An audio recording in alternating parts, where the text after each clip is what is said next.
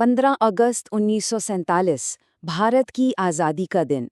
हम सब ने इसके बारे में किताबों में पढ़ा है। लेकिन उस दिन की असली कहानी क्या थी? चलिए आज जरा इतिहास के पन्नों से बाहर निकल कर देखते हैं। उस दिन के जुनून, उस अफरा-तफरी और उन एहसासों को समझते हैं जिनकी बात अक्सर नहीं होती। तो कहानी की शुरुआत करते हैं एक आंकड़े से जो आपको सच में चौंका देगा। दिल्ली का प्रिंसेस पार्क, अंदाजा था कि झंडा फहराने के समारोह में कोई 30,000 लोग आएंगे, लेकिन पता है कितने लोग पहुंचे? 5 लाख। जी हाँ, 5 लाख लोग।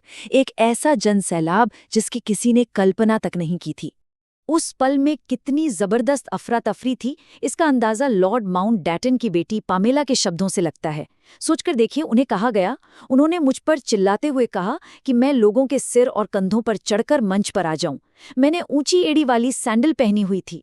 मतलब देश के बड़े बड़े नेताओं को लोगों के सिर पर चढ़कर मंच तक पहुंचना पड़ रहा था। ये कोई आम जश्न नहीं था।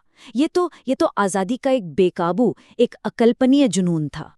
चलिए अब जरा और गहराई से समझते हैं कि उस शाम प्रिंसेस पार्क में हुआ क्या था। उसे सिर्फ भीड़ कहना सही नहीं होगा, वो तो भावनाओं का, उम्मीदों का और हाँ, 200 साल की गुलामी के बाद मिली आज़ादी के जश्न का एक जीता जागता समंदर था। जरा सोचिए, देश के पहले प्रधानमंत्री जवाहरलाल नेहरू को लोगों के कंधों और सिरों पर से चढ़कर मंच तक जाना पड़ा, और जो वायसरॉय थे लॉर्ड माउंटबेटन, वो तो अपनी बग्घी से बाहर तक नहीं निकल पाए। भीड़ ने उन्हें वहीं घेर लिया था। बैरिकेड, मंच, मेहमानों के लिए लगी कुर्सियां, सब कुछ उस इंसानी लहर में बह गया था। लेकिन सवाल ये है कि उत्साह और इस अफरा-तफरी का ये माहौल बना कैसे? आखिर ऐसा क्या हुआ था कि आज़ादी का जश्न इस तरह सड़कों पर उतर आया? इस अद्भुत उत्सव की नींव कैसे पड़ी? चलिए थोड़ा पीछे चलते हैं और उन घटनाओं को समझते हैं जिन्होंने इस पल को जन्म दिया। असल में हुआ ये था कि आज़ादी की तारीख को लगभग 1 साल पहले कर दिया गया था। देखिए, दूसरा विश्व युद्ध अभी खत्म हुआ था, ब्रिटेन की हालत कमजोर थी और भारत में हालात वो तेजी से बिगड़ रहे थे। सी राजगोपालाचारी ने माउंटबेटन को साफ साफ चेतावनी दी कि अगर जून 1948 तक का इंतजार किया तो सत्ता देने के लिए कोई बचेगा ही नहीं। बस इसी जल्दबाजी में 15 अगस्त की तारीख तय हो गई। तो अब चलते हैं 14 अगस्त की उस ऐतिहासिक रात में, जब संसद के सेंट्रल हॉल में एक नए देश का जन्म हो रहा था, बड़े ही औपचारिक और गंभीर माहौल में। और ये बात बहुत दिलचस्प है कि भारत की आज़ादी का वो जो मशहूर आधी रात का वक्त है, वो ज्योतिष की वजह से चुना गया था। जी हाँ, ज्योतिषियों का मानना था कि 15 अगस्त का दिन शुभ नहीं है, तो उन्होंने सलाह दी कि जब 14 अगस्त की आधी रात को सितारों की चाल बेहतर हो, तभी आज़ादी की घोषणा की जाए।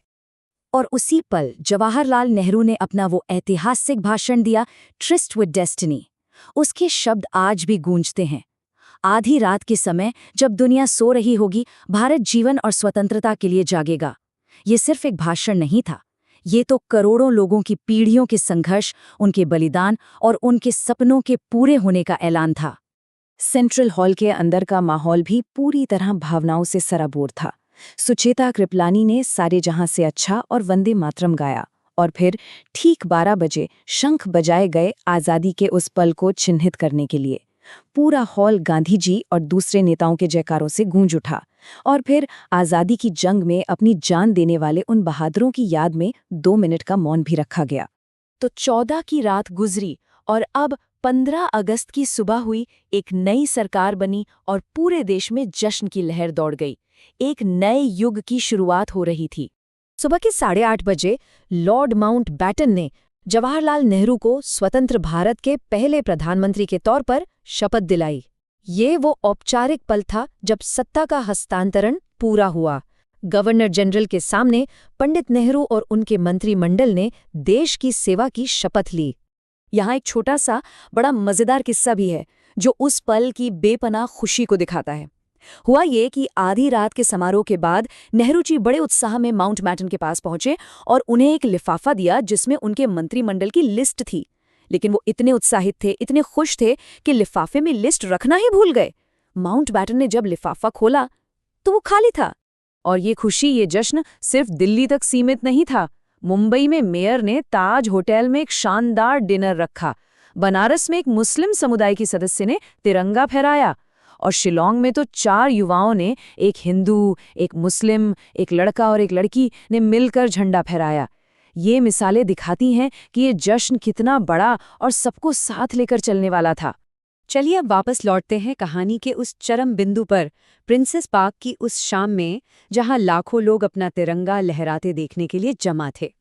पैमेला माउंटबैटन ने एक ऐसा मंजर देखा जो दिल दहला देता है। वो लिखती हैं, उस भीड़ में हजारों औरतें थीं।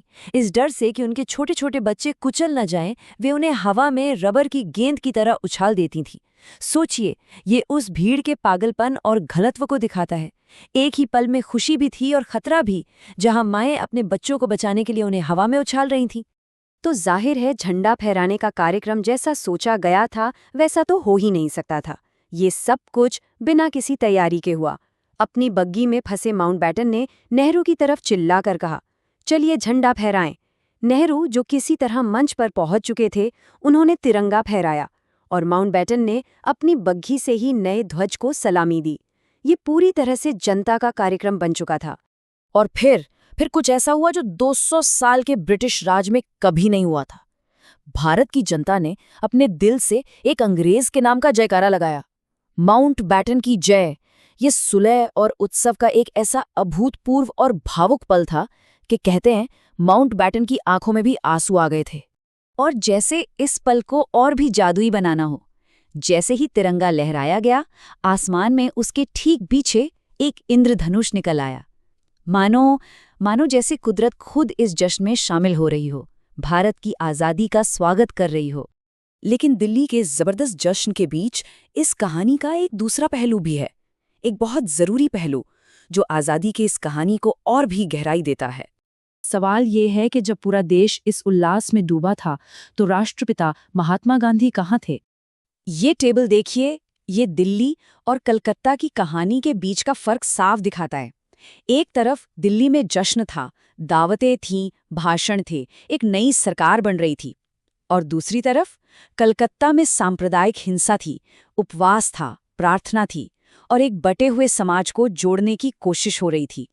गांधी जी ने दिल्ली की सत्ता के केंद्र में होना नहीं चुना, उन्होंने हिंसा के पीड़ितों के साथ रहना चुना। वो कलकत्ता के बेलिया घाट में एक टूटी फूटी हवेली में थे और भारत के बंटवारे से जो भयानक दंगे भड़के थे, उन्हें शांत करने के लिए 15 अगस्त के दिन उपवास और प्रार्थना कर रहे थे। तो अंत में ये सवाल हमारे सामने आता है, जब हम 15 अगस्त के बारे में सोचते हैं तो क्या हमें सिर्फ दिल्ली का वो जबरदस्त जश्न याद आता है, या फिर कलकत्ता में गांधी जी का वो उपवास भी? शायद आज़ादी की सही समझ इन दोनों कहानियों को एक साथ याद रखने में ही है, उस बेपनाह खुशी को भी और उस खुशी के लिए चुकाई गई भारी कीमत को भी।